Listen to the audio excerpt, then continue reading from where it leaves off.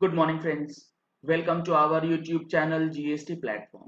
Friends, आज मैं आपके साथ जीएसटी के टैक्स इवेजन्स को रोकने के लिए गवर्नमेंट जो है कुछ बड़े चेंजेस जीएसटी में करने वाली है। क्या क्या प्रपोज्ड चेंजेस है उसके बारे में आपके साथ डिस्कस करेंगे, ताकि आप इस चीजों को लेकर के अवेयर हो सकें। और अगर आप ऐसी प्रैक्टिस करते हैं तो इससे अब बचना जरूरी है, अदरवाइज दिक्कत आपको हो सकती है। जो चेंजेस होने वाले हैं उन चेंजेस को डिस्कस करने से पहले आपके लिए एक जरूरी सूचना ये है कि अगर आपको जीएसटीआर 9 जो कि फाइनेंशियल ईयर 18-19 से फाइल होना है 30 सितंबर 2020 से पहले, उसके अंदर 17-18 का डेटा किस तरीके से हैंडल होगा, उसमें आप जीएसटीआर 9 में किस तरीके से फीड करेंगे, उसमें कोई भी कंफ्यूजन है तो उसके लिए एक ऑनलाइन ट्रेनिंग सेशन 26 जुलाई यानी कि नेक्स्ट संडे को 11 बजे से 2 बजे तक ऑर्गेनाइज किया गया है जीएसटी प्लेटफॉर्म की तरफ से। आप इस नंबर पे कॉल करके उसमें रजिस्ट्रेशन करा सकते हैं और इस वेबिनार का बेनिफिट ले सकते हैं। क्या है वो प्रपोज चेंजेस, वो अच्छी तरीके से समझने के लिए जुड़े रहिएगा इस वीडियो के एंड तक। पहला जो प्रपोज चेंज है वो है ई वे बिल से रिलेटेड। जी हाँ फ्रेंड्स, जो validity of e way bill है उसकी समय सीमा को घटाया जा सकता है। कैसे? अभी जो प्रेजेंटली है वो है validity of e way bill of 1 day for every 100 kilometre may be increased to 250 kilometre. Sir आपने बोला ई वैलिडिटी जो है वो घटाई जा सकती है, यहां पर किलोमीटर तो बढ़ा दी गई। आप समझिए सर, अगर किलोमीटर का कवरेज बढ़ेगा तो वैलिडिटी ऑटोमेटिकली कम होगी। वैलिडिटी एक दिन 100 किलोमीटर के लिए और वैलिडिटी एक दिन 250 किलोमीटर के लिए, दोनों में फर्क समझना जरूरी है। कहने का मतलब है कि पहले आपको एक दिन में 100 किलोमीटर तय करना था, अब एक दिन में 250 किलोमीटर तय करना है।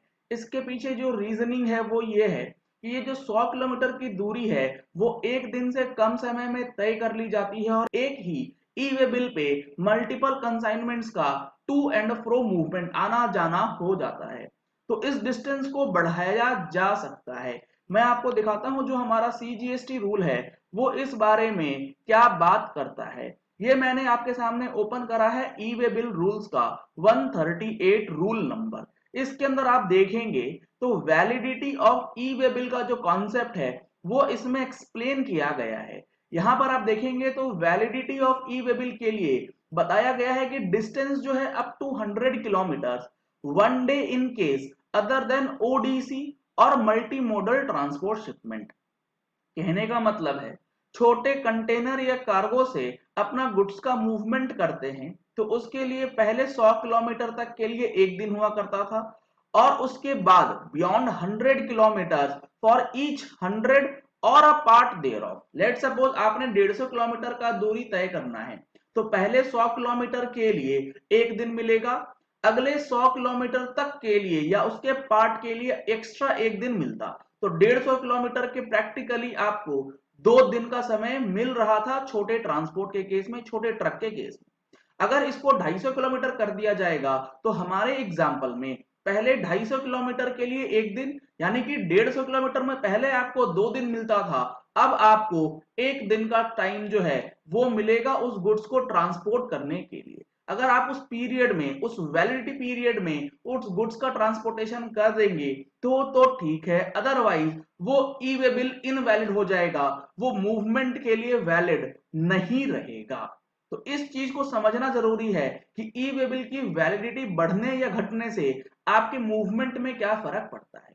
और ओवर डायमेंशनल कार्गो की जहां तक बात है, जो बड़े ट्रक्स होते हैं उसमें कोई चेंजेस प्रपोज्ड नहीं है। वो पहले भी 20 किलोमीटर एक दिन में तय करना था उनको, और हर एक अगला 20 किलोमीटर या पार्ट देयर ऑफ एक दिन एक्स्ट्रा उनको दिया जाता है। तो वो जो है सेम रहेगा, उसमें कोई भी चेंज नहीं करा जाएगा। अब यहां पर एक चीज और समझना होगा कि ई वे बिल की जो वैलिडिटी होती है वो काउंटिंग कैसे होती है। तो उसके लिए जिस दिन ई वे बिल निकलेगा उस दिन के रात 12 बजे यानी कि लेट सपोज 20 तारीख को आज हम लोग 5 बजे अगर ई वे बिल निकालते हैं तो 21 तारीख का जो मिडनाइट होगा वो पहला दिन एंड माना जाएगा for the purpose of validity period. तो ये पहला चेंज है जो कि ई वे बिल से रिलेटेड आ सकता है। एक और चेंज है ई वे बिल से रिलेटेड, वो हम लोग देखेंगे अगले पॉइंट्स। दूसरा है जो रजिस्ट्रेशन की लिमिट है 40 लाख की, उससे रिलेटेड बताया क्या जा रहा है। The registration limit for traders of ₹40 lakhs। आपको पता होगा कि जो एक्सक्लूसिवली ट्रेडर्स का काम करते हैं यानी कि सप्लाई ऑफ गुड्स, तो उनके लिए जो रजिस्ट्रेशन है जीएसटी के अंदर वो 40 लाख तक माफ है। यानी कि आप सिर्फ और सिर्फ अगर गुड्स सप्लाई करते हैं तो आप 40 लाख तक के माल को सप्लाई कर सकते हैं without taking any registration. The registered person will now be required to upload the details of sales to the unregistered person. अभी तक जो हम लोग करते हैं, रजिस्टर्ड पर्सन अगर किसी अनरजिस्टर्ड पर्सन को सेल करता है तो वो B2C अदर्स कॉलम में हम लोग डिटेल्स जो है वो रेट वाइज फीड करते हैं। अब यहां पर कुछ एडिशनल डिटेल्स की बात हो रही है, कुछ एडिशनल डिटेल्स मांगा जा सकता है जिससे उस अनरजिस्टर्ड पर्सन को ट्रेस करने में आसानी हो कि वो कितने का माल खरीद रहा है और कितने का माल बेच रहा है। तो ये एक बहुत बड़ा चेंज हो सकता है। जीएसटी रजिस्ट्रेशन के अंदर 40 लाख रुपए की लिमिट है, उसको तो एज इट इज रखा जाएगा, बट रजिस्टर्ड पर्सन को एडिशनल डिटेल्स डालने के लिए बोला जा सकता है in respect of unregistered sales. तीसरा जो चेंज है वो है यूनिक आईडी और टेम्पररी आईडी में be made mandatory for unregistered person. अगर कोई अनरजिस्टर्ड डीलर है तो उसे जीएसटी में रजिस्ट्रेशन लेने की बाध्यता तो खत्म है।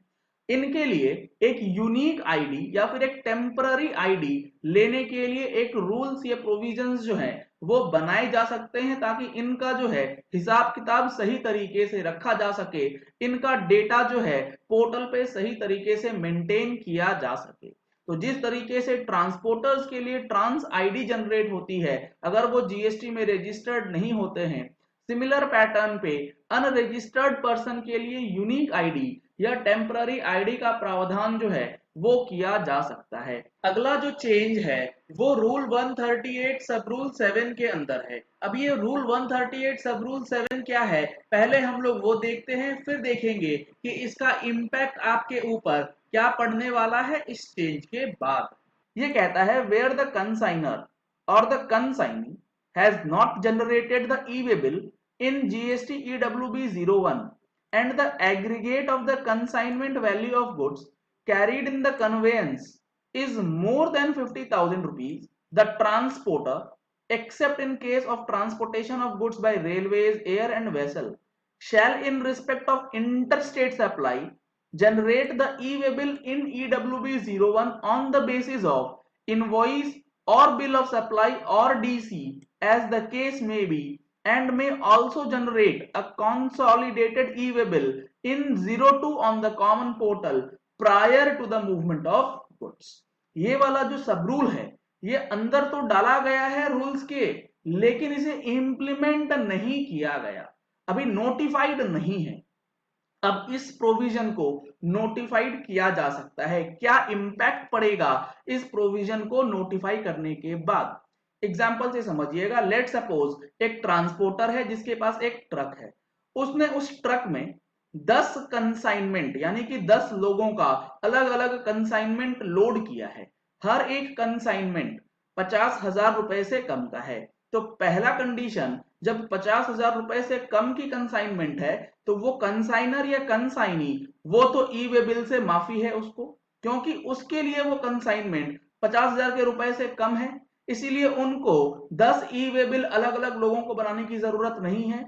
लेकिन रूल 138 सब रूल 7 ये कहता है कि अगर आप एक कन्वेयंस में मल्टीपल कंसाइनमेंट लेकर के जाते हैं और उस मल्टीपल कंसाइनमेंट की कंसोलिडेटेड वैल्यू 50,000 रुपीज से ऊपर है तो उस ट्रांसपोर्टर की लाइबिलिटी है कि वो उन सारे कंसाइनमेंट्स के लिए ई वे बिल जनरेट करे या फिर एक कंसोलिडेटेड ई वे बिल जनरेट कर ले इन केस वो मूवमेंट इंटर स्टेट हो रही है। इंट्रा स्टेट के लिए ये प्रोविजन नहीं लगता है।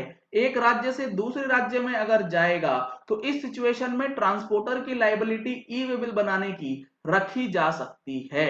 तो इससे जो भी अनरजिस्टर्ड पर्सन का माल होगा वो भी ई वे बिल पोर्टल पे रिकॉर्ड हो जाएगा। तो उससे पकड़ने में आसानी होगी कि अनरजिस्टर्ड कहीं 40 लाख से ऊपर का माल तो ड्यूरिंग द ईयर नहीं बेच गया। तो ये कुछ चेंजेस हैं जो कि आपके लिए समझना बेहद जरूरी है। इन चेंजेस को अगली जीएसटी काउंसिल की मीटिंग में रखा जा सकता है प्रपोज चेंजेस के रूप में, और इस पे निर्णय जो है वो जल्द ही लिया जाएगा। चलिए इस वीडियो को यही एंड करते हैं। आशा करते हैं कि आपको ये वीडियो पसंद आया होगा। अगर आपको ये वीडियो पसंद आया तो इस वीडियो को लाइक और शेयर करना मत भूलिएगा, ताकि मैक्सिमम लोगों तक ये इंफॉर्मेशन पहुंच जाए कि जीएसटी के अंदर क्या चेंजेस किए जाने हैं। अगर आपको जीएसटी से रिलेटेड कोई क्वेरी है तो आप हमारे वेबसाइट gstplatform.com पे जा सकते हैं, और उसका जो कॉन्टैक्ट अस का सेक्शन है वहां जाकर के आप अपनी क्वेरीज पोस्ट कर सकते हैं। अगर आप इंस्टेंट रिप्लाई चाहते हैं तो आप हमारी पेड मेंबरशिप की सर्विसेज भी अवेल कर सकते हैं। ज्यादा जानकारी के लिए आपको इसी दिए गए नंबर पे कॉल करना है। रेगुलर अपडेट्स के लिए आप हमारे चैनल को सब्सक्राइब कर सकते हैं, जो नीचे दिया गया है रेड कलर का सब्सक्राइब बटन। और साथ ही साथ आर्टिकल्स पढ़ने के लिए, अपडेट्स को पढ़ने के लिए आप हमारे मैगजीन्स को सब्सक्राइब कर सकते हैं। सब्सक्रिप्शन डिटेल्स इस नंबर पे अवेलेबल आपको मिल जाएंगी। Thank you and have a nice day.